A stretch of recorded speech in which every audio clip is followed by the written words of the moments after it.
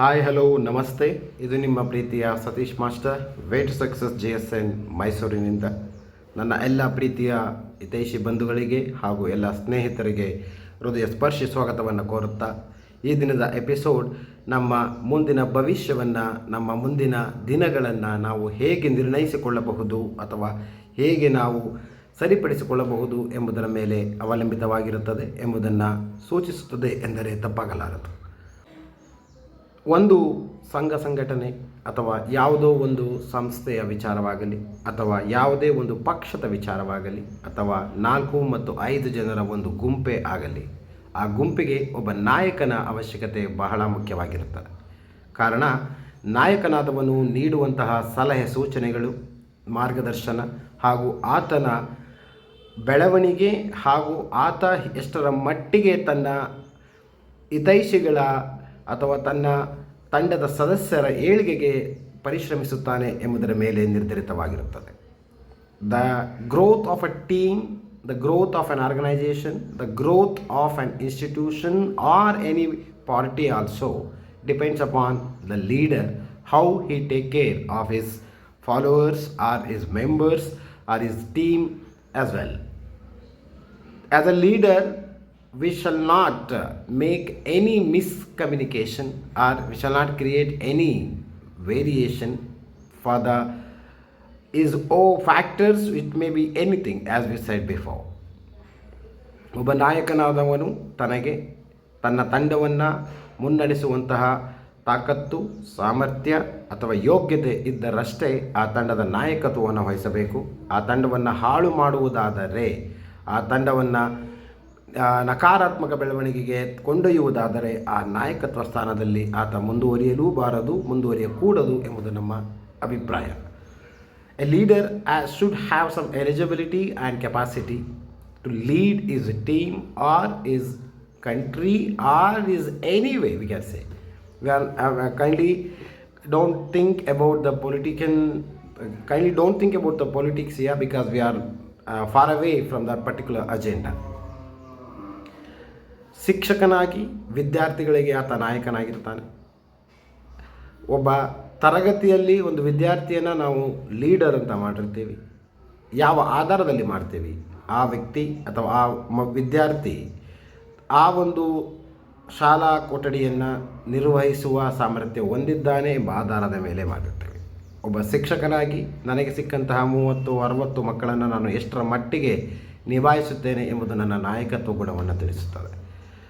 But ಇತ್ತೀಚಿನ ದಿನಗಳಲ್ಲಿ ನಾವು ಕಾಣುತ್ತಿರುವಂತಹ ಅಂಶ ಏನು? Lead versus mislead. ನಮ್ಮನ್ನು ಲೀಡ್ ಮಾಡುವವರಿಗಿಂತ ಮಿಸ್ಲೀಡ್ ಮಾಡುವವರ ಸಂಖ್ಯೆ ಬಹಳ ಹೆಚ್ಚಿದೆ.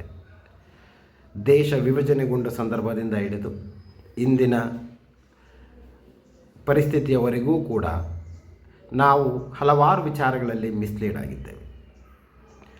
ಎಷ್ಟೋ ವಿಚಾರಧಾರೆಗಳು ನಮಗೆ ತಿಳಿದಿದ್ದರೂ ಕೂಡ ನಾವು ಏನೂ ಮಾಡದಂತೆ ಅಥವಾ ಏನು ಮಾಡಲಾಗದ ಪರಿಸ್ಥಿತಿಯಲ್ಲಿ ನಿಂತಿದ್ದೇವೆ ಎಂಬುದು ವಿಷಾದನೀಯ ಸಂಗತಿ.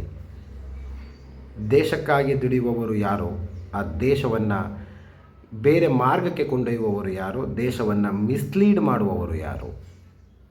ದೇಶ ಎಂದ ತಕ್ಷಣ ನಾವು ಕೇವಲ ಭಾರತ ಒಂದಕ್ಕೆ ಸೀಮಿತವಾಗ್ತಾ ಇಲ್ಲ, ಪ್ರಪಂಚದಾದ್ಯಂತ ನಡೆಯುತ್ತಿರುವಂತಹ ಘನಘೋರ ಸತ್ಯ ಇದಾಗಿದೆ. ವಿದ್ಯಾರ್ಥಿಗಳನ್ನು ಒಂದು ಉತ್ತಮ ವೇದಿಕೆಗೆ ಕೊಂಡೊಯ್ಯುವ ಯೋಗ್ಯತೆ, ಸಾಮರ್ಥ್ಯ ನನ್ನಲ್ಲಿದ್ದರೆ ನಾನು ಆ ವಿದ್ಯಾರ್ಥಿಗಳ ನಾಯಕನಾಗಿ ಮುಂದುವರಿಯಬೇಕಾಗುತ್ತದೆ. ಇಲ್ಲವಾದರೆ ನನ್ನನ್ನು ನಾನು ಯಾವುದೇ ಕಾರಣಕ್ಕೂ ನಾಯಕ ಎಂದು ಕರೆದುಕೊಳ್ಳಬಾರದು, ಬೇರೆಯವರಿಂದ ಕರೆಸಿಕೊಳ್ಳಲೂಬಾರದು. ನಮ್ಮ ಯೋಗ್ಯತೆ ಎಲ್ಲವೂ ಕೂಡ ನಿರ್ಧರಿಸಲ್ಪಡುವುದು ನಮ್ಮ ಮನಸ್ಥಿತಿಯ ಮೇಲೆ. ಇವತ್ತಿನ ಪರಿಸ್ಥಿತಿ ಏನೇ ಆಗಿದ್ದರೂ ಆ ಪರಿಸ್ಥಿತಿಗೆ ನಮ್ಮನ್ನು ಆಳಿದಂತಹ, ನಮ್ಮನ್ನು ಆಳಬಹುದಾದಂತಹ ಲೀಡರ್ಗಳೇ ಕಾರಣ ಎಂದರೆ ತಪ್ಪಾಗಲಾರದು.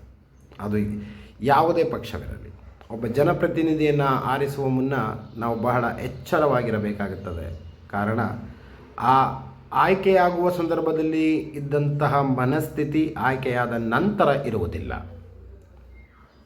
ಅದು ಯಾವುದೇ ಸಣ್ಣ ಸಂಸ್ಥೆ ಇರಬಹುದು, ಸಣ್ಣ ಸಂಘಟನೆ ಇರಬಹುದು, ಅಥವಾ ಒಂದು ರಾಜ್ಯ, ದೇಶ, ಪ್ರಪಂಚ ಯಾವುದಾದರೂ ದೇಶದ ನಾಯಕರಾದವರು, ರಾಜ್ಯದ ನಾಯಕರಾದವರು, ಒಂದು ಜಿಲ್ಲೆಯ ನಾಯಕರು, ತಾಲೂಕಿನ ನಾಯಕರು, ಹೋಬಳಿ ಮಟ್ಟದ ನಾಯಕರು ಅಥವಾ ಗ್ರಾಮ ಮಟ್ಟದ ನಾಯಕರು ಯಾರೇ ಇರಲಿ, ಆತನಲ್ಲಿ ನಾವು ಒಳ್ಳೆಯ ಗುಣಲಕ್ಷಣಗಳು, ಒಳ್ಳೆಯ ಮಾರ್ಗದರ್ಶನ ಮಾಡುವಂತಹ ಯೋಗ್ಯತೆ ಎಲ್ಲವೂ ಇದ್ದರಷ್ಟೇ ಆತನನ್ನು ನಾಯಕನನ್ನಾಗಿ ಸ್ವೀಕರಿಸಬೇಕು.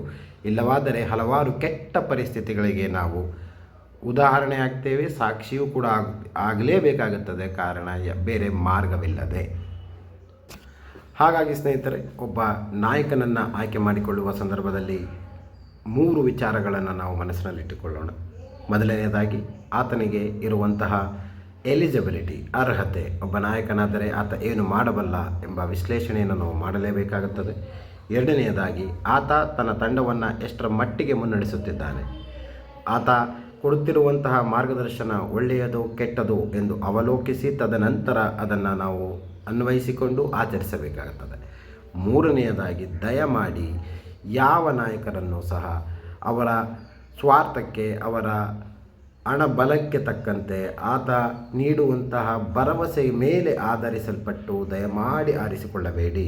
ಭರವಸೆ ನೀಡುವವರು ಮುಂದೆ ನಿಮಗೆ ಆ ಭರವಸೆಗಳನ್ನು ಈಡೇರಿಸುವರು ಎಂಬ ನಂಬಿಕೆ ನಮ್ಮಲ್ಲಿ ಮೂಡುವುದು ಬಹಳ ಕಡಿಮೆ. ಕಾರಣ ಅಂತಹ ಉದಾಹರಣೆಗಳು ನಮ್ಮ ಕಣ್ಣ ಮುಂದೆ ಎಷ್ಟೋ ನಡೆದು ಹೋಗಿವೆ. ಭಾವನೆ ಆಧಾರಿತ ವ್ಯಕ್ತಿಗಳು ಅಥವಾ ಯಾವುದೇ ರೀತಿಯ ತಳಮಟ್ಟದ ವ್ಯಕ್ತಿಗೆ ಸಂಬಂಧಪಟ್ಟಂಥ ವಿಚಾರಗಳನ್ನು ಅರ್ಥೈಸಿಕೊಳ್ಳಲಾಗದ ವ್ಯಕ್ತಿಗಳನ್ನು ನಾವು ಉನ್ನತ ಮಟ್ಟಕ್ಕೆ ಕೂರಿಸಿದರೆ ಅನುಭವಿಸುವುದು ಶತಸಿದ್ಧ. ಹಿಂದುಳಿದವನು ಹಿಂದುಳಿದೇ ಇರುತ್ತಾನೆ, ಮುಂದುವರಿದವನು ಮುಂದುವರಿಯುತ್ತಲೇ ಇರುತ್ತಾನೆ. ಎಕನಾಮಿಕಲ್ ವೇರಿಯೇಷನ್ಸ್ ಅಂತ ನಾವೇನು ಹೇಳ್ತೀವಿ, ಅದು ಸಮಾಜದಲ್ಲಿ ನಾವು ಕಾಣುತ್ತಿರುವಂಥ ಕೆಟ್ಟ ಬೆಳವಣಿಗೆ ಅಂದರೆ ತಪ್ಪಾಗಲಾರದು. ಬಡವ ಬಡವನಾಗಿಯೇ ಇದ್ದಾನೆ, ಶ್ರೀಮಂತ ಶ್ರೀಮಂತನಾಗಿಯೇ ಮುಂದುವರಿಯುತ್ತಿದ್ದಾನೆ. ಒಂದು ಕುಟುಂಬಕ್ಕೆ 10ರಿಂದ 12 ಮನೆಗಳು ಇರ್ತವೆ. ಮಕ್ಕಳು, ಮೊಮ್ಮಕ್ಕಳು, ಮರಿಮಕ್ಕಳು, ಅವರಿಗೆ ಬೇಕಾದಂತಹ ಆಸ್ತಿ ಪಾಸ್ತಿ, ಜೀವನ ಸೌಕರ್ಯಗಳನ್ನು ಒಂದೇ ತಲೆಮಾರಿನಲ್ಲಿ ಆತ ಮಾಡಿಟ್ಟಿರ್ತಾನೆ. ಆದರೆ ಎಷ್ಟೋ ಜನ ಸೂರಿಲ್ಲದೆ ಅಕ್ಕಿ ಪಿಕ್ಕಿಗಳಂತೆ ಅಲೆಮಾರಿಗಳಾಗಿ ಟೆಂಟ್ಗಳನ್ನು ಹಾಕ್ಕೊಂಡು ತೆರೆದ ಮೈದಾನದಲ್ಲಿ ವಾಸ ಮಾಡುತ್ತಿರುವಂತಹ ದೃಶ್ಯಗಳನ್ನು ನಾವು ಕಂಡಿದ್ದೇವೆ. ದೇಶದಲ್ಲಿ ಎಷ್ಟು ಜನ ಅಥವಾ ಈ ಸಮಾಜದಲ್ಲಿ ಎಷ್ಟು ಜನ ತನ್ನ ಒಂದು ಮನೆಯನ್ನು ಇಟ್ಕೊಂಡು ತಮಗೆ ಎಷ್ಟು ಬೇಕು ಅಷ್ಟು ಮಾತ್ರ ಇಟ್ಕೊಂಡು ಬೇರೆಯವ್ರಿಗೆ ಕೊಡೋದಕ್ಕೆ ಸಿದ್ಧ ಇದ್ದಾರೆ? ಖಂಡಿತ ಇಲ್ಲ. ಒಬ್ಬರ ಹತ್ರ 100 ಎಕರೆ ಇರುತ್ತೆ, ಇನ್ನೊಬ್ಬರ ಹತ್ರ 0.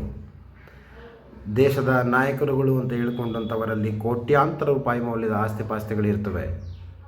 ನಾಯಕನಾದ ನಂತರ ಮಾಡಿದಂತಹ ಆಸ್ತಿಪಾಸ್ತಿಗಳೇ ಹೆಚ್ಚು. ಆತನನ್ನು ನಾವು ಲೀಡರ್ ಅನ್ಬೋದು ಅಥವಾ ಮಿಸ್ಲೀಡರ್ ಅಂತ ಅನ್ಬೋದು.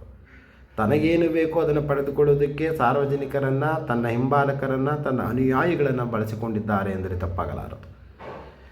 ಒಗ್ಗಟ್ಟಿನಿಂದ ಮುನ್ನಡೆಯಬೇಕಿದೆ. ನಾಯಕರನ್ನು ಆಯ್ಕೆ ಮಾಡುವಾಗ ಅನಾಲಾಯಕಗಳನ್ನು ನಾವು ಆಯ್ಕೆ ಮಾಡಬಾರದು. ಅದಕ್ಕೆ ಸೂಕ್ತವಾದಂಥ ವ್ಯಕ್ತಿಗಳನ್ನೇ ಆಯ್ಕೆ ಮಾಡಬೇಕು. ಆಯ್ಕೆ ಮಾಡುವ ಮುನ್ನ ಎಚ್ಚರ. ಕಾರಣ ಎಚ್ಚರ ತಪ್ಪಿದರೆ ಭವಿಷ್ಯವಾಗಬಹುದು ಘನಘೋರ ಎಂಬ ಮಾತಿನೊಂದಿಗೆ hereby we are signing out from Way to Success GSN. Kindly take care while choosing a leader for the betterment of the future of the society. Don't choose a misleader who going to mislead his followers or his members for his own sake. Thank you so much.